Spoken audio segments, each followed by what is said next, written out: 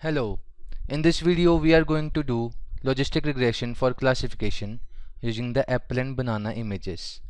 So the dataset has been taken from this link and its name is Fruit 360, but I have done it for the binary classification. So for that purpose I have only copied the apple images from this folder, and these are 492 images, and for the banana images I have taken these images. So these are 490 images.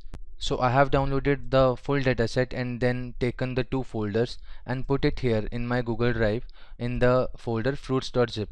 So how to do logistic regression is like this.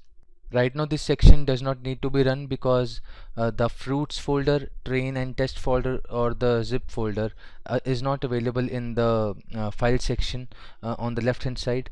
Alright, so we will start the coding now. So we are going to use TensorFlow 2.x version. So this is how we define that we are going to use the TensorFlow 2.x version and not the 1.x version. And this section is importing all the important packages. So we are going to use TensorFlow STF, and I'm going to print the version also. We are going to use Keras and also the image data generator package. We will be using the OS command to manipulate the training and testing folders. So after importing them, we need to check the present working directory. So my present working directory is content.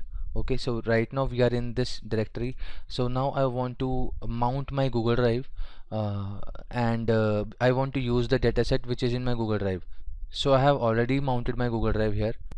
So my dataset is available in my Google Drive in this path: drive, my drive, datasets, and fruits.zip. So you can use this command and mount the Google Drive.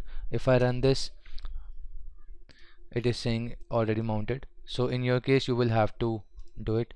There will be a link. You have to click on the link. You have to go to your Google Drive and copy that authentication code and put it here only. There will be option in this section. So after putting the authentication code, your Google Drive will come in the file section here.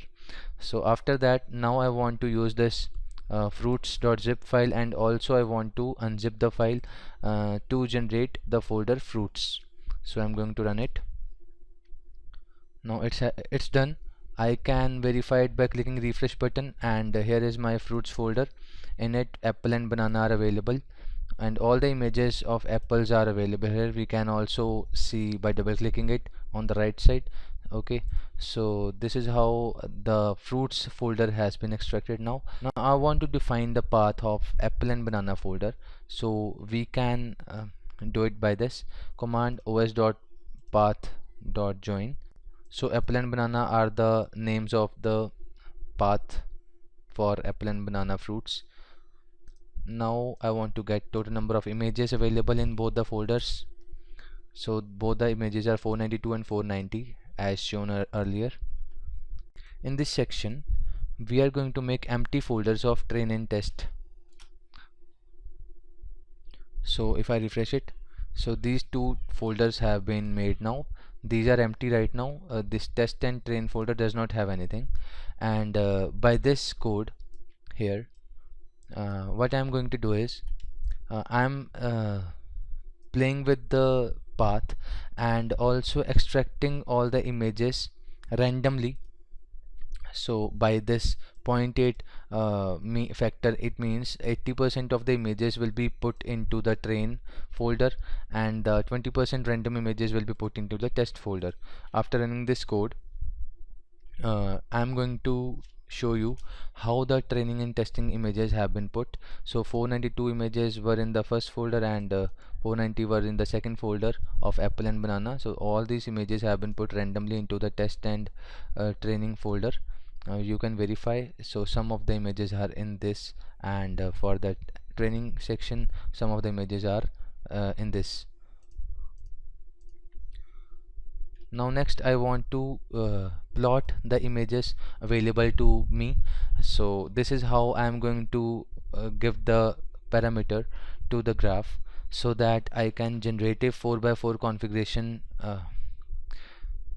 images of the dataset. So this is how I have defined it, and now I want to use this directory with our training apple pictures and the banana pictures. So this is the directory path, and I'm going to define it in the variables train apple directory and the train banana directory. After that, I'm going to list all the images available in the apple folder. So os.listdir, all the names of the images will be put into the variable apple files, and I'm going to print the first 10 names. Similarly for banana, when we print it, the names are printed as this for apple and the second row for the bananas.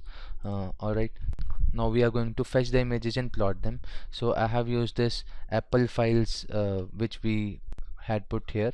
So apple files means the list of all the apples, and this train apple directory means within that apple directory all the images needs to be checked, and randomly different images will be picked.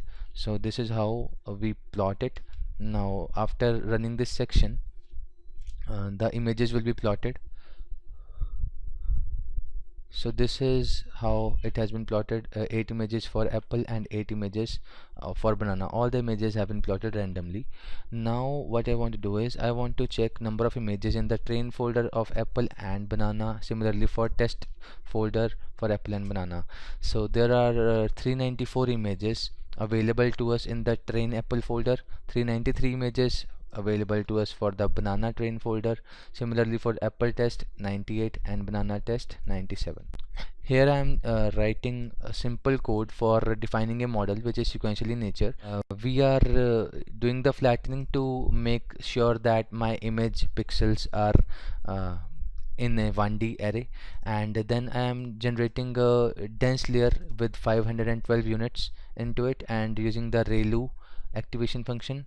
Similarly for the dense layer with 1 unit, I am using sigmoid activation. Why sigmoid? Because my binary classification for linear regression is done by sigmoid function only. Whenever you need a binary classification, you have to use activation function as sigmoid only. So after defining the structure of the model, I am going to compile it using the optimizer SGD. SGD is stochastic gradient descent, and the loss function will be binary cross entropy because my outputs need to be binary, so loss function will also be according to that. And I want to check the metrics as accuracy. So after running this, my model is defined and the compiler function is also defined. Now in this section, the training directory is the address of the train folder, and this image data generator will help us in doing the rescaling normalization as well as the augmentation of the dataset. And after this train data gen is ready, we will pass this value into the flow from directory function using these values. So training directory is this content train, and 10 is the batch size, so number of images sent at one go will be 10. Binary classification needs to be done, and the target size is 50/50. So all of this is being handled by this function, train data gen, which is this value, and dot flow from directory. So this is a function to define all these values. Alright, and for the validation directory, we are going to use a test folder, image data generator, and so this means that we are going to normalize the image, but we do not want to augment it at this stage. Similarly, we will be using this validation data gen flow from directory, and all these values are being defined for this validation part. So once this is ready, now I want to make sure that I want to stop my training once it reaches 99%. So just imagine that you are training your model and different epochs are being there. So if you reach 99% accuracy on the third epoch or the fourth epoch, then why would you want to do 10 epochs? And you will want to stop your training at that 99% accuracy once it is achieved, and you do not want to go with the next 6 epochs for the saving of time. So it can be done by this my callback class, and and using this on epoch end function. So it means that at every end of the epoch, so it will be checked that if accuracy metric is crossing 99%. So if it is crossing, then it will stop. So we need to do this self dot model dot stop training equal to true. So my model will stop training, and it will be printed that 99% accuracy has been achieved. So after defining this class, I want to use this as callback equal to my callback.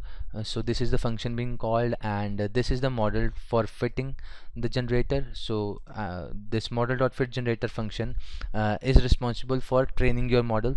So we will be passing this train generator, and epochs will be 10, and verbose equal to 1, and validation data equal to validation generator. So we are using all the values defined earlier, and we want to use the callback function also to stop our training at 99%. When I run this, so my training will start now. You can see that after epoch 1 the accuracy is 91%, and after epoch 2 the accuracy is 98%. After epoch 3 accuracy is 99.48%. So my callback function came into the picture and stopped the training. So we have stopped our training after third epoch only. We didn't need to go to the till 10 epochs. Okay, so this is how the training is done. Alright, it is necessary to write this as a parameter here, because if you do not write this callbacks here, you will be unable to stop your training, and your model will go for the 10 epochs. Alright, now I want to plot this accuracy and validation accuracy graph along with the loss and validation loss. So all these values, this loss, accuracy, validation loss, and the validation accuracy, so all of these metrics need to be plotted. So after I run this program for plotting, so the plot is something like this. So you can see clearly that this blue line is the validation accuracy, and the red line is the training accuracy. So these are both converging in terms of accuracy, and also in case of loss, this red line is my validation loss, and the blue line is my training loss. So these lines are also converging here. We can verify also. So using these values, you can see that during training 91, 98, and 99. So this one went up. This is my accuracy, and the validation accuracy was 97 and 1. So validation went to 1 quickly, but this accuracy took some time. It took 3 epochs to reach 99. Validation took only 2 epochs to reach 1. So it can be seen here. So validation reached early, and the accuracy took 3 epochs. So the red line is the accuracy part. Similarly, you can do the verification for the loss, and that's the end of the code. Thank you.